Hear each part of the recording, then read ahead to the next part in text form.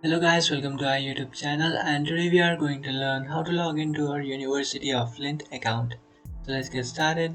To log into your University of Flint account, what you can do is just simply open up your browser.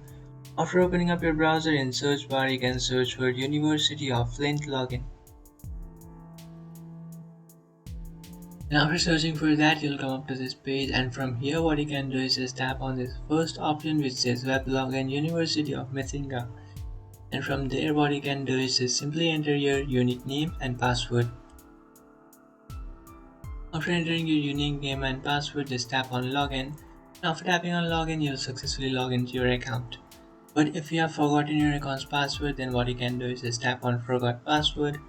And after tapping on forgot password, you can easily reset or recover your account's password. So do that if you have forgotten your password. If you haven't, what you can do is just simply enter your username and password and then tap on login. After tapping on login, you'll successfully log into your account. That's it guys, this is how to log into your Flint University account. If you find this video helpful, don't forget to like and subscribe.